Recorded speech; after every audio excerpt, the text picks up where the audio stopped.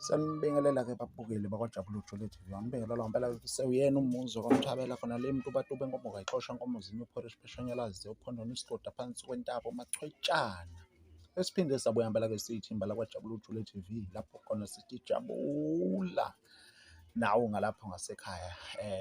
Namhlanje-ke siniphathele ngempela-ke udaba oluthinta igcokamelisha la indaba eseyivele yazabhutshuzwa uThibela umfokaMpungose eve wabhutshuza ephejini lakhe, evele wabhutshuza udaba lomuzi wegcukamelisha okuvela ukuthi umuzi owegcukamelisha elingakaze lize liwuveze isidalo.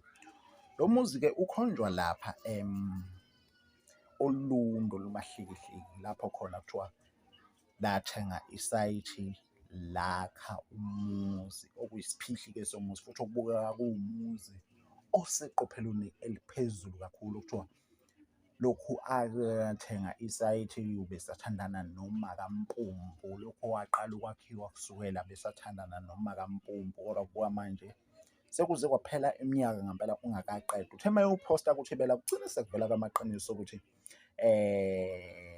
uThibela ngoba uphoste umuzi obungakarofwa futhi obungakaplastwa, but-ke abangakhona nabazi kangconywana babe sebewuveza ngempela-ke usuplastiwe futhi usufakwe nerofu, okuvela ukuthi-ke igcukamelisha khona ukuthi ngoba lakho belifihle ngoba bekuyini, kodwa belifihle ngenhloso yokuthi belithi lizoshaya abalandeli balo ngenkulu ibhomu noma ngenkulu i-surprise. Hhayi cha, siyambongela kakhulu umfokaManqele. Kubuka ngazuthi izinga likaMaskandi liyathuthuka usuku nosuku mase soqala sesibone izinto ey'nje ezakhiwa abantu abasendimeni kaMaskandi. Impela isikhathi sokubukela uMaskandi phansi siphelile. Asizwele-ke kuwena ukuphawula kwakho nawe mbukela ungasekhaya ubukela lo muzi ukuthi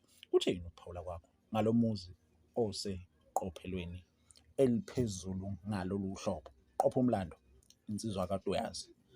Asidibane ku-comment section sizwe ukuthi ukuphawula kwakho wena uthini.